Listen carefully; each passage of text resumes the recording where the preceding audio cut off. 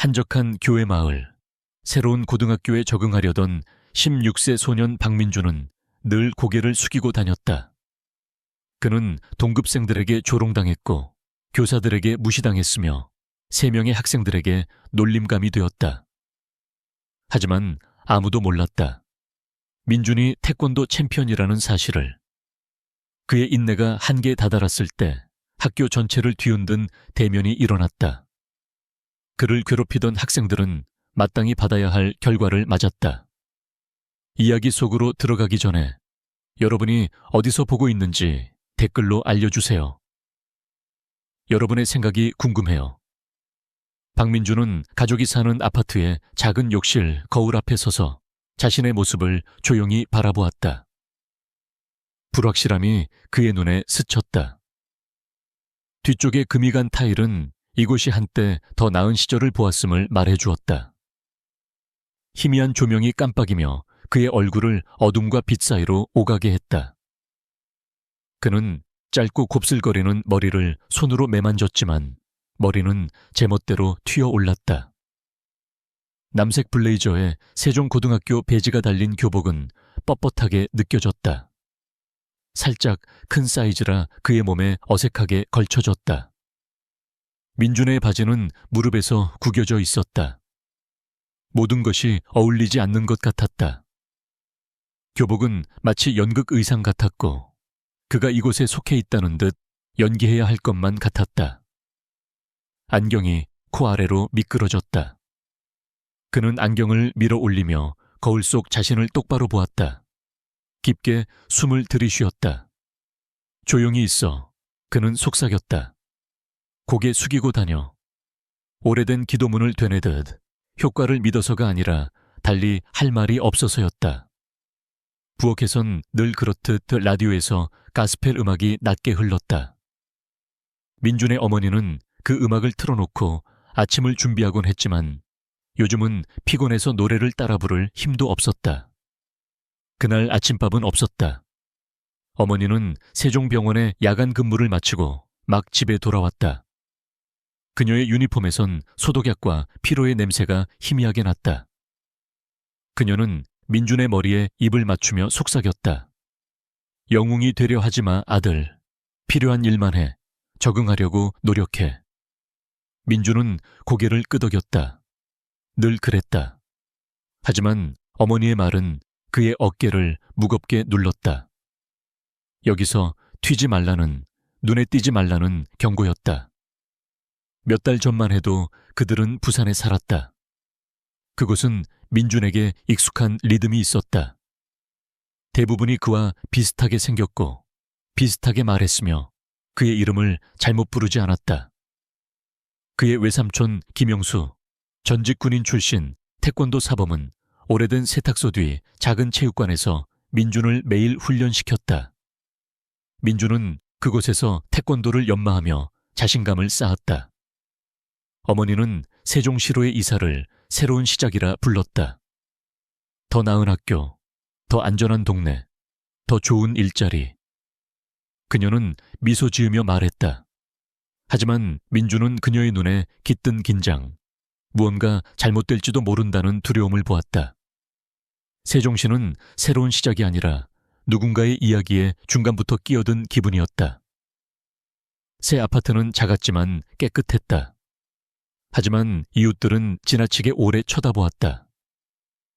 학교는 그의 옛 학교보다 컸고 복도는 반짝였으며 품격, 자부심, 전통 같은 문구가 걸려 있었다. 하지만 교사들의 미소는 얄팍했고 학생들은 민준을 무시하거나 조용히 판단하는 눈초리로 바라보았다. 민준은 학교에 흑인 학생이 거의 없다는 걸 알아챘다. 버스 정류장으로 걸어가며 차가운 공기가 얼굴을 스쳤다. 그는 다시 다짐했다. 상관없어. 그냥 버티면 돼. 문제 일으키지 말고, 질문하지 말고, 싸우지 말고. 어머니는 그에게 스포츠에 참여하지 말라고, 심지어 레슬링도 하지 말라고 했다. 눈에 띄지 마, 그녀가 말했다. 위협적으로 보일 이유를 주지 마. 그래서 민준은 고개를 끄덕였다. 그는 자신의 체격을 드러내는 옷을 입지 않았다. 훈련에 대해 말하지 않았다. 올림픽 꿈나무처럼 연습했던 태권도 이야기를 꺼내지 않았다. 이사로 놓친 전국대회 이야기도 하지 않았다. 세종고에서 박민주는 그냥 새로운 학생일 뿐이었다. 세종고에서의 첫 주는 흐릿하게 지나갔다. 복도는 다 비슷해 보였고 교실은 오래된 화이트보드와 소독약 냄새로 가득했다. 학생들은 민준을 쳐다보지 않았다. 가끔 너무 오래 쳐다보는 이들이 있을 뿐이었다. 민준은 시간표를 외웠고 목적을 가지고 걸었으며 눈을 내리깔았다. 두려움이 아니었다. 그는 스스로에게 그렇게 되뇌었다. 전략이었다. 상황을 읽고 관찰하라고 배웠다. 먼저 움직이지 말고 너무 많이 보여주지 말라고. 하지만 완벽한 계획에도 균열은 생긴다.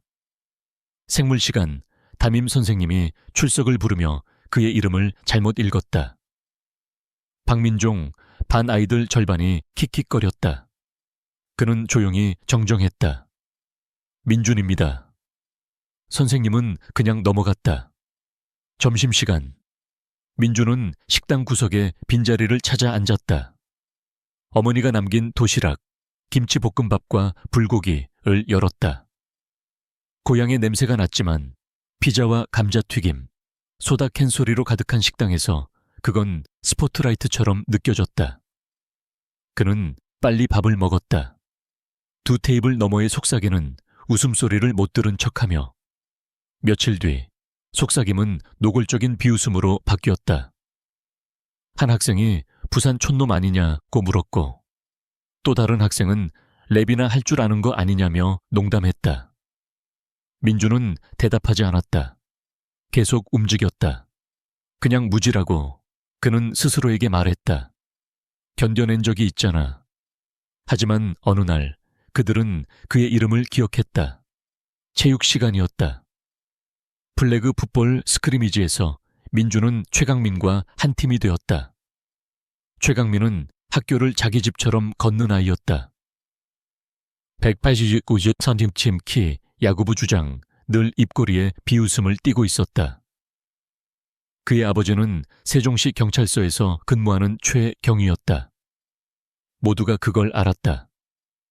선생님들은 강민이 말할 때 더 환하게 웃었고 다른 아이들은 복도에서 그를 피해갔다. 강민은 민준에게 별말을 하지 않았다. 가끔 쳐다보는 것뿐이었다. 하지만 체육 시간, 팀 회의 중에 그가 큰 소리로 말했다. 야, 박민준, 너 뭐야? 뛸 거야? 아니면 우리 팀 다양성 포인트 채우려고 온 거야? 주변 아이들이 웃었다. 민준은 얼어붙었다. 겁이 나서가 아니라 가슴속 긴장이 차올랐기 때문이었다. 본능과 선택 사이의 찰나. 외삼촌 김영수가 가르쳤던 순간이었다. 네가 느끼는 건 너의 무기다. 그걸로 뭘 하느냐. 그게 진짜 힘이다. 민준은 아무 말도 하지 않았다. 제 위치로 뛰어가 조용히 경기를 했다. 공을 달라고 하지 않았고 누군가 부딪혀도 맞서지 않았다. 하지만 그는 잘 움직였다. 유연하고 정확하고 과시하지 않지만 누구도 부정할 수 없을 정도로 능숙했다. 강민은 그걸 알아챘다. 수업 후 라커룸에서 강민이 민준 뒤로 지나가며 그의 머리를 가볍게 쳤다. 세게는 아니었지만 사자가 새끼를 툭 치듯 우월함을 과시하는 제스처였다. 발 빠르네. 강민이 큰 소리로 말했다. 부산에서 발레라도 했나? 라커룸이 웃음으로 터졌다. 민준은 멈춰 섰다. 주먹을 쥐었지만 앞에 낡은 사물함을 똑바로 바라보며 숨을 쉬었다. 한 번, 두 번, 세 번. 돌아보지 않았다. 코치가 들어오자 웃음은 잦아들었고 강민은 아무 일 없었다는 듯 지나갔다. 하지만 메시지는 분명했다. 타겟이 정해졌다. 그들은 민준이 뭘 할 수 있는지 몰랐다. 캔버스 매트 위에서 보낸 시간, 피와 땀이 스며든 순간들을 몰랐다. 그의 발차기 속도, 손의 정밀함을 느껴보지 못했다. 그들은 조용한 부산 촌놈, 반항하지 않고 대꾸하지 않고 어울리지 않는 아이로만 보았다. 민주는 어머니에게 말하지 않았다. 그녀는 새 병원에서 정치적 갈등과 암묵적 규칙 속에서 지쳐 있었다. 그가 보기에 그녀의 어깨는 그가 보지 않을 때 축 처져 있었다. 그는 그녀의 짐을 더하지 않을 작정이었다. 그래서 참았다. 혼자 밥을 먹고 혼자 집에 걸어갔다. 아래층 이웃이 천장을 두드리지 않을 때 방에서 발차기 연습을 했다. 그는 조용히 훈련했다. 숨을 고르며 눈을 집중하며. 반격하기 위해서가 아니었다. 적어도 아직은 아니었다. 자신이 누구인지 기억하기 위해서였다. 새 교복 아래, 비웃음 아래, 고요함 아래의 자신을 되새기기 위해서였다. 전환점은 비 오는 어느 날 민준이 세종고에 온 지 얼마 안 되어 찾아왔다. 구름이 몰려들며 학교가 흐릿한 회색 그림자 아래 잠겼다. 학생들은 복도에서 웅덩이를 피해 느릿느릿 움직였다. 민주는 사물함에서 책을 정리하고 있었다. 뒤에서 발소리가 들렸다. 너무 많고 너무 가까웠다. 돌아보지 않아도 누군지 알았다. 최강민과 그의 패거리, 이준혁, 팔이 나무줄기처럼 굵은 집행자, and 윤석진. 항상 휴대폰을 들고 그들의 재미를 찍을 준비가 된 마른 아이였다. 강민이 민준의 사물함 옆에 기대며 비웃었다. 야, 안경잡이, 아직도 말 안 한 단어 기록 깨는 중이야. 민준은 사물함에 눈을 고정하고 손을 멈추지 않았다. 계속 투명인간인 척하는 거야. 강민이 계속했다. 아무도 네 목소리가 어떤지도 모른다니까. 좀 소름 끼치지 않아? 석진이 킥킥거리며 폰을 꺼냈다. 카메라에 담아야겠어. 이번엔 말 좀 하게 만들자. 민주는 사물함을 천천히 닫고 강민을 똑바로 쳐다봤다. 그의 얼굴엔 두려움도 떨림도 없었다. 단지 고요함 뿐이었다. 오늘은 안 해. 민준이 낮지만 분명히 말했다. 강민은 잠시 당황했지만 곧 비웃었다. 오늘은 안 한다. 그럼 언제? 망신당할 스케줄 좀 알려줘. 민준이 대답하기도 전에 다른 목소리가 끼어들었다. 문제라도 있나? 김소연, 작지만 날카로운 소녀가 몇 발짝 떨어진 곳에 팔짱을 끼고 강민을 노려봤다. 소연은 민준의 영어 시간 동기였다. 복도에서 늘 예의 바르게 고개를 끄덕였지만 이렇게 끼어든 건 처음이었다. 강민이 코웃음 쳤다. 아무것도 아냐. 그냥 우리 단골 관객이랑 수다 떠는 중. 그는 석진에게 고갯짓했다. 가자. 재미없어. 그들이 떠나면서 준혁이 민준의 어깨를 가볍게 밀쳤다. 의도를 분명히 하기에 충분한 힘으로. 민준은 움직이지 않았다. 소연은 그들이 사라질 때까지 기다렸다가 다가왔다. 괜찮아? 민준은 작게 고개를 끄덕였다. 저놈들은 늘 저래. 소연이 말했다. 나도 저렇게 당했었어. 신경 안 쓰는 척 그만둘 때까지. 그녀는 잠시 멈췄다. 체육 시간에 너 움직이는 거 봤어. 너 뭔가 숨기고 있지? 민준은 망설였다. 약속했어. 소연은 어떤 약속인지 묻지 않았다. 그냥 고개를 끄덕였다. 가끔 약속은 바뀌어야 해. 그날 밤 민준은 조용히 훈련하지 않았다. 낮은 음악을 틀고 방에 더 많은 공간을 만들었다. 그는 품새를 연습했다. 정밀하고 목적이 뚜렷하게. 분노도 자존심도 아니었다. 그의 몸이 기억해야 했기 때문이었다. 기술뿐 아니라 통제, 호흡, 선택을. 외삼촌 김영수가 말했다. 싸움을 이기려고 훈련하는 게 아니다. 싸울 필요 없도록 훈련하는 거다. 며칠 뒤 이상한 고요함이 찾아왔다. 강민과 그의 패거리는 복도에서 민준을 피해갔다. 지루해서인지 계산된 행동인지 민주는 알 수 없었다. 소연은 점심시간에 민준 옆에 앉았다. 많은 말을 나누진 않았지만 그 침묵은 무겁지 않았다. 서로에게 안전하고 든든한 침묵이었다. 소연은 폰으로 밈을 보여줬고 민주는 살짝 웃었다. 작지만 진짜 미소였다. 하지만 세종고의 평화는 늘 일시적이었다. 며칠 뒤 역사 선생님 이정훈이 학기 성적에 3차트를 차지하는 그룹 프로젝트를 발표했다. 무작위로 팀이 정해졌다. 민준의 심장이 내려앉았다. 박민준, 최강민. 교실이 속삭임으로 술렁였다. 강민이 자리에서 돌아보며 희죽 웃었다. 안경잡이가 책 읽을 줄 아는지 보게 됐네. 수업 후 강민이 책상에 기대며 말했다. 내 집에서 방과 후. 다음 날 민주는 배낭을 메고 축축한 인도를 걸어 강민의 집에 도착했다. 신발은 약간 진흙으로 더러워졌다. 최씨 댁은 깔끔한 주택단지에 있었다. 비슷한 집들, 잘 관리된 잔디밭, 현관에 걸린 태극기. 강민이 문을 열며 이가 드러나는 미소를 지었다. 올 줄은 몰랐어. 민주는 말없이 안으로 들어갔다. 반짝이는 마룻바닥, 고급 양초 냄새, 가족 사진이 걸린 벽을 눈여겨보았다. 어린 강민의 야구 유니폼 사진, 보이스카우트 띠를 맨 강민, 경찰 제복을 입은 아버지 옆에 강민. 사진은 유산, 기대, 특권을 말하고 있었다. 그들은 긴 식탁에 앉았다. 교과서와 노트북이 둘 사이에 펼쳐졌다. 놀랍게도 그들은 조용히 일했다. 강민은 의외로 유능했다. 날카로울 정도로. 그들은 주제를 정리하고 연구를 나눴으며 슬라이드에 합의했다. 거의 평범했다. 그러다 강민의 폰이 울렸다. 그는 화면을 보며 씩 웃었다. 왔어. 그가 말했다. 민준이 눈썹을 치켰다. 누가?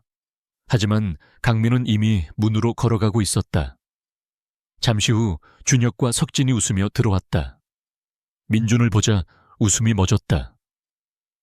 공부 모임이야? 석진이 의자에 가방을 내려놓으며 말했다. 좀 더 재밌게 만들어줄까 했지. 강민이 돌아왔다. 그의 태도가 완전히 바뀌었다. 관객이 나타난 순간 스위치가 켜진 듯했다. 걱정 마, 안경잡이. 그가 말했다. 좀 재미를 더하려는 거야. 내 15분의 유명세를 즐겨. 민주는 천천히 일어섰다. 맥박이 빨라졌지만 호흡은 꾸준했다. 갈게. 그가 담담히 말했다. 준혁이 앞을 막으며 희죽였다. 왜 이렇게 급해? 소품도 가져왔는데. 석진은 이미 촬영을 시작했다. 그렇게 굴지 마. 강민이 민준 옆으로 다가가며 말했다. 데모나 좀 보여줘. 너 동작 좀 한다며. 이소룡 흉내라도 내봐. 민준은 폰을 보았다. 강민을 보았다. 문까지의 거리를 가늠했다. 그냥 나가기엔 접촉 없이 불가능했다. 그는 미묘하게 자세를 바꿨다. 한 발을 살짝 뒤로, 무릎은 여유롭게. 그의 몸은 기억하고 있었다. 하지만 마음은 외삼촌의 목소리를 되풀이했다. 너의 힘은 너의 침착함이다. 안 할 거야. 민준이 말했다. 폰 꺼. 석진이 코웃음 쳤다. 진정해.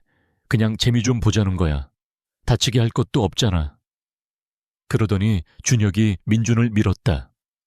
세게는 아니었지만 반응을 끌어낼 정도였다. 민준은 뒤로 비틀거리며 의자에 부딪혔지만 넘어지기 전에 몸을 잡았다. 그리고 가만히 있었다. 의도적으로. 웃음소리가 터졌다. 그거야. 강민이 비웃었다. 우리가 기다린 거. 민준은 움직이지 않았다. 말하지 않았다. 그들이 촬영하게 놔뒀다. 웃게 놔뒀다. 그가 망가졌다고 생각하게 놔뒀다. 그를 붙잡은 건 두려움이 아니었다. 선택이었다. 전략이었다. 민준은 아무 말 없이 집을 나왔다. 그들의 조롱이 석양 속으로 따라왔다. 그날 밤 영상이 올라갔다. 다음 날 모두가 봤다. 안경잡이 2편. 아무도 원하지 않았지만 모두가 본 속편. 복도는 속삭임으로 메아리 쳤다. 누군가는 민준의 넘어진 모습을 흉내냈다. 누군가는 그의 책상에 깨진 유리 피규어를 놓고 쪽지에 조심히 다뤄라고 적었다. 이정훈 선생님은 못 본 척했지만 소연은 알아챘다. 점심시간, 소연이 민준 맞은편에 앉았다. 턱을 굳힌 채였다. 저놈들은 아무도 막지 않으니까 멈추지 않아. 그녀가 말했다. 다른 애들에게도 저랬어. 그런데 넌 저놈들이 너를 어떻게 보는지 결정하게 두고 있어. 민준은 손도 대지 않은 도시락에서 눈을 들었다. 아직 안 끝났어. 그가 조용히 말했다. 그날 밤 민준은 조용히 훈련하지 않았다. 그는 목적을 가지고 훈련했다. 팔굽혀펴기를 팔이 떨릴 때까지 했다. 거울 속 자신을 보며 그림자와 스파링했다. 땀이 셔츠를 적셨다. 이건 분노가 아니었다. 명료함이었다. 초점이었다. 며칠 뒤 모든 것이 터졌다. 학교가 끝난 뒤 맑고 푸른 하늘 아래였다. 겨울이 다가온 듯한 날씨였다. 학생들은 세종고 정문에서 파도처럼 쏟아져 나왔다. 웃고 소리치며 가방과 폰을 들고 주차장으로 흩어졌다. 민주는 평소처럼 조용히 정확하게 걸었다. 이어폰을 끼고 후드티 주머니에 손을 깊이 넣고 배낭을 낮게 맸다. 그는 모든 경로와 타이밍을 계산했다. 주목받지 않도록 어디로 걸어야 하는지 알았다. 하지만 오늘 흐름이 바뀌었다. 야, 안경잡이. 목소리가 주차장을 가로질렀다. 분명하고 틀릴 리 없었다. 민주는 천천히 이어폰 하나를 뺐다. 이미 작은 군중이 형성되고 있었다. 상어가 피 한 방울을 감지한 듯 최강민이 주차장 끝에 서 있었다. 준혁과 석진 그리고 농구공 하나를 옆에 끼고. 그의 미소는 과시적이었다. 우리가 생각해봤는데. 강민이 다가오며 말했다. 너를 너무 빨리 판단했나 봐. 운동 좀 할 줄 아는 것 같더라. 그래서 내 스타일에 맞는 걸 시켜보려고. 클래식한 거, 농구 어때? 민주는 대답하지 않았다. 강민의 자세, 공을 쥔 방식, 친구들이 호위병처럼 옆에 선 모습을 관찰했다. 군중이 커지는 걸 눈치챘다. 호기심과 기대가 섞인 분위기였다. 학생들이 폰을 꺼냈다. 속삭임이 정정이처럼 퍼졌다. 민주는 이 리듬을 알았다. 이건 스포츠가 아니었다. 함정이었다. 그를 학교 전체 앞에서 또 망신 주려는 시도였다. 강민이 공을 한번 세게 튕겼다. 여기. 그가 말하며 공을 민준의 가슴으로 세게 던졌다. 민준은 공을 깨끗하게, 쉽게, 눈 하나 깜빡이지 않고 잡았다. 그의 눈은 강민에게서 떠나지 않았다. 공이 땅에 둔탁한 소리를 내며 떨어졌다. 괜찮아. 그가 침착하지만 단호히 말했다. 군중이 술렁였다. 강민의 눈이 가늘어졌다. 태도 뭐야? 갑자기 잘난 척이야? 민주는 움직이지 않았다. 아니, 그가 답했다. 너한테 내가 누구인지 결정하게 놔두는 거 그만둔 거야. 강민이 다가왔다. 너 나한테 이래라 저래라 할 위치 아니야. 안경잡이. 민준이 살짝 고개를 기울였다. 방금 했잖아. 그의 말투에 뭔가가 있었다. 소음을 뚫고 군중을 조용히 만든 무언가. 준혁조차 망설였다. 하지만 강민은 물러설 수 없었다. 많은 눈이 보고 있는데 그의 얼굴이 붉어졌고 주먹이 쥐어졌다. 그리고 누구도 말릴 새 없이 그가 앞으로 돌진했다. 민준의 후드티를 한 손으로 잡고 다른 손으로 휘둘렀다. 시간이 느려졌다. 민준이 움직였다. 수년간의 연습에서 나온 우아함으로 그는 발끝으로 중심을 옮겼다.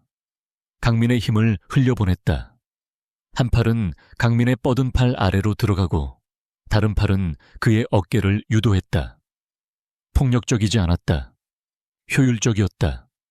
강민은 균형을 잃고 앞으로 비틀거리며 아스팔트에 세게 부딪혔다. 군중이 숨을 들이켰다. 폰은 이미 촬영 중이었다.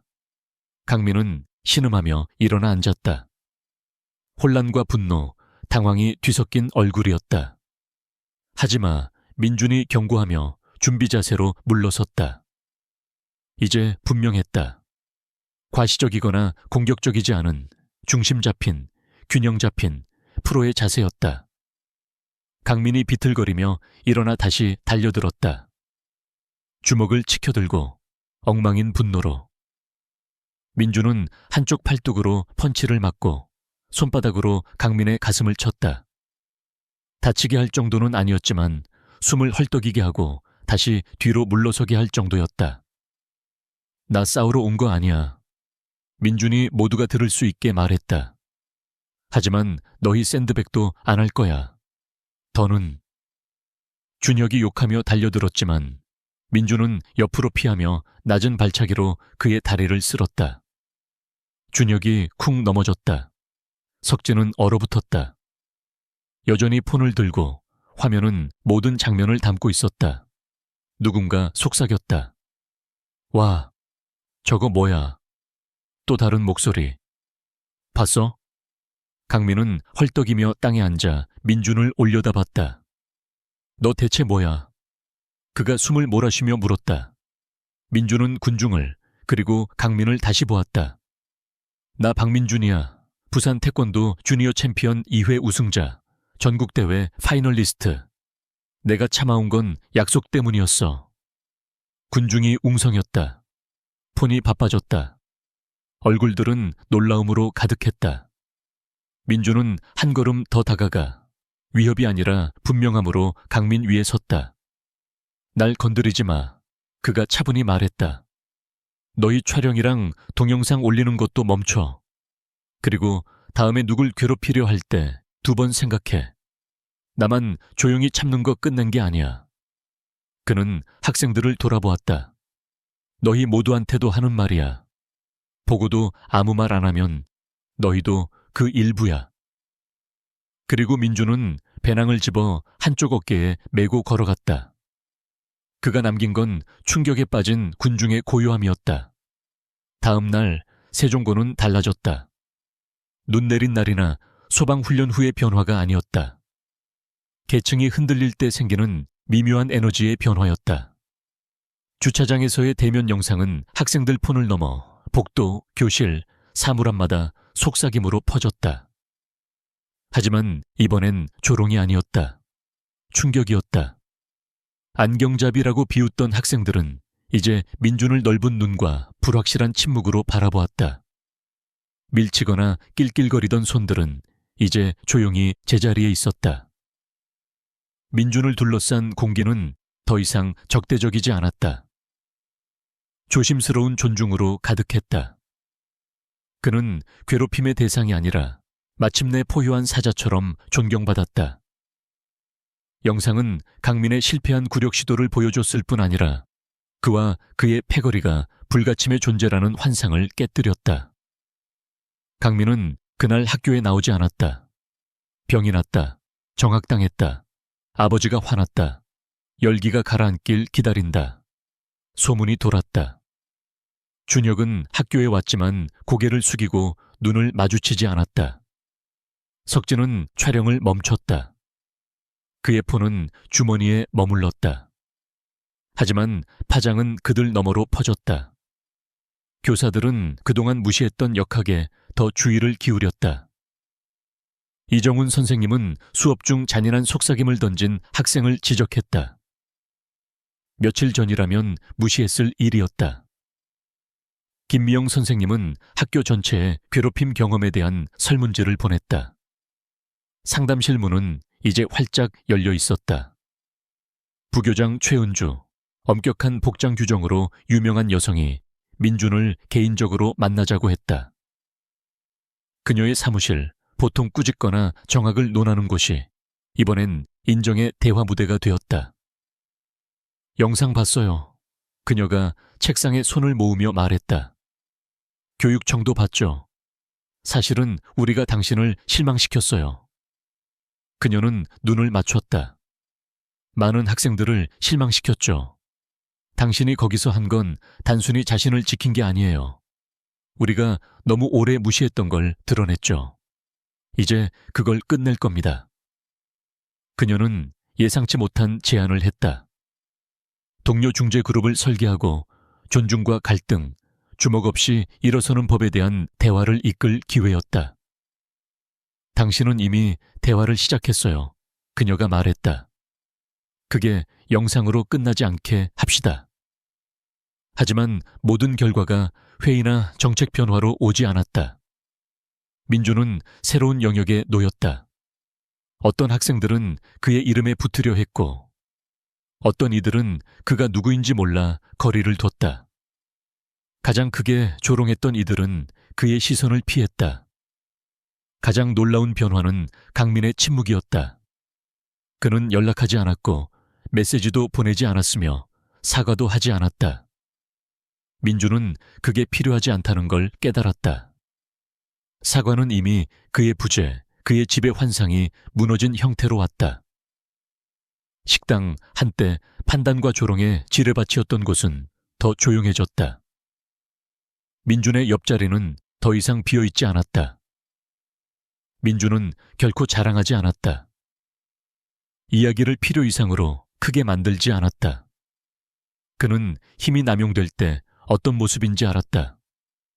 자신이 증오했던 존재로 뒤바뀌는 게 얼마나 쉬운지도 알았다. 그래서 그는 다르게 선택했다. 그는 가르치기로 했다. 곧 새로운 방과 후 프로그램이 시작되었다. 자기 방어와 자신감 훈련, 누구나 참여 가능했다.